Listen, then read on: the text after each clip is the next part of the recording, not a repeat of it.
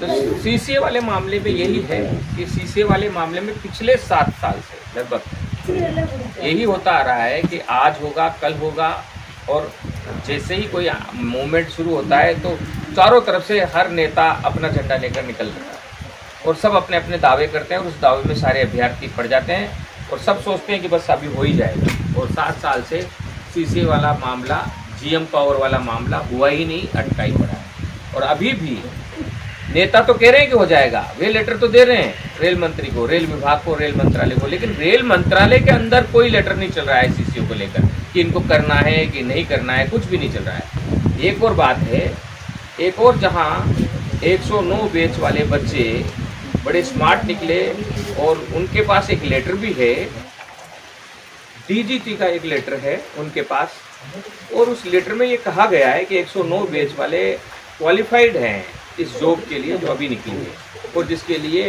जद्दोजहद चल रही है। लेकिन सीसीए वालों के पास तो डीजीटी का लेटर भी नहीं हो जो उनको क्वालिफाई करता हो या उनके लिए कहता हो कि इनको सीधी भर्ती का लाभ देना चाहिए।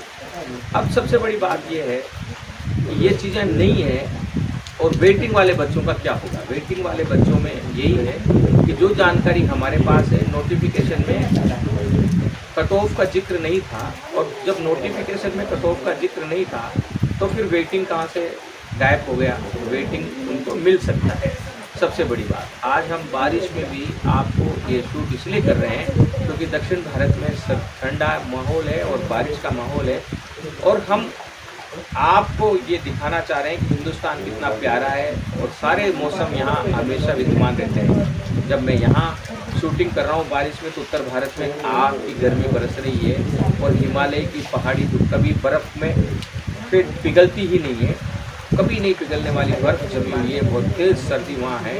और वहीं पर आप अगर चेरापूंजी जाएंगे तो वहाँ कभी नहीं रुकने वाली सबसे अधिक बारिश होती है, और वहीं थार रेगिस्तान मरुभूमि यानी पूरी दुनिया का एक नमूना है हमारा हिंदुस्तान है, इसलिए हम वहाँ।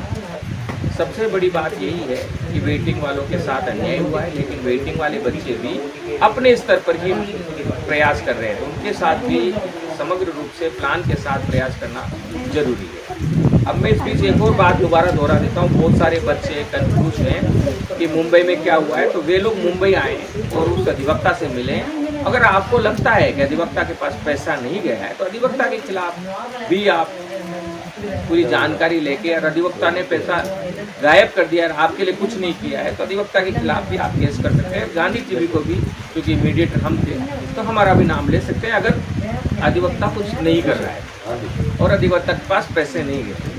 जब गए हैं तो आप गलतफहमी न फैलाएं। नॉर्मल अभ्यर्थियों से मैं कहना चाहूँगा, आप लोगों की इस गलतफहमी की वजह से आप लोगों की लड़ाई कमज़ोर हो रही है, हमें कोई फर्क नहीं पड़ रहा, क्योंकि सच्चे व्यक्ति को आप चोर कहोगे तो वो चोर साबित नहीं होगा। सबूत चाहिए, और सबूत हमारी ईमानदारी को चिल्ला चिल्ला कर बता रही है और बताती है। अब सबसे दूसरी बात है नई वैकेंसी। तो नई वैकेंसी के लिए रेल मंत्री ने रोजगार मेले में जयपुर में ये कहा था कि नई वैकेंसी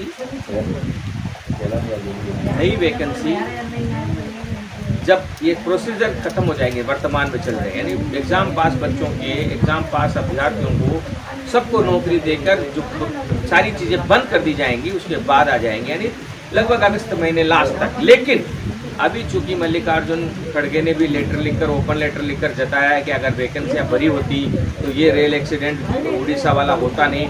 ममता बनर्जी भी कह रही हैं और पूरे हिंदुस्तान के सभी नेता इस ओर चिल्ला कर कह रहे हैं कि लोगों को एक्स्ट्रा काम करना पड़ता है क्योंकि उन्हें स्टाफ है नहीं। तो खाली स्टाफ पोस्ट को भरना, जल्दी से भरना एक बहुत बड़ी जिम्मेदारी हो गई है। लेकिन जो एग्ज़ाम पास अभ्यर्थी है वे अगर सही तरीके से खड़े हो जाएं, सही प्लानिंग में काम कर लें, तो रेल मंत्री नई वैकेंसी से पहले बहुत बड़ी संख्या में पोस्ट बढ़ा सकते हैं और एग्ज़ाम पास बच्चों को ज़्यादा से ज़्यादा मौका मिल सकता है। और फिर जो प्रमोशन देकर खाली किए जा रहे हैं उन पोस्टों को वो नई वैकेंसी से भर सकते हैं। तो नई वैकेंसी जल्दी ही आने वाली है। नई वैकेंसी के बच्चों को इंतज़ार करना चाहिए और तैयारी के साथ करना चाहिए कि अगर रेल मंत्री ने नई वैकेंसी घोषित नहीं की तो दो हाथ सरकार से आप गांधीवादी तरीके से करें। बहरहाल हमने आपको बता दिया है डिप्लोमा सीसीए का भी मामला यही है। डिप्लोमा सीसीए के मामले में हम यही कहना चाहते हैं कि एक तरफ तो आप कंपाउंडर को मान्यता देते हो, डॉक्टर को गैर मान्यता प्राप्त बताते हो, यानी जो डिप्लोमा करके आ रहा है उसको तो आप ले नहीं रहे हो, लेकिन जो आईटीआई के बच्चे हैं उनको ले रहे हैं, तो वो भी गलत है।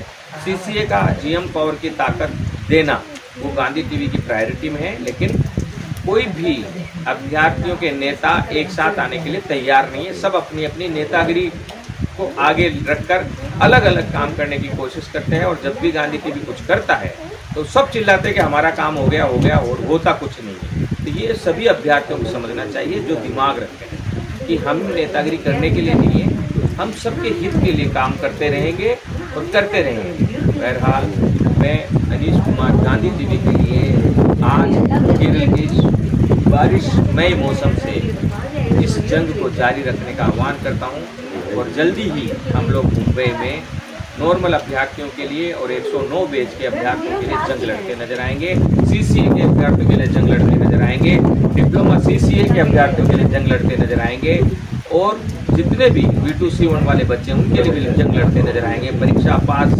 अभ्यर्थियों के लिए हमारी जंग जारी रहेगी और पूरी जोर के साथ जारी रहेगी। जय हिंद, वंदे मातरम, जय हिंद।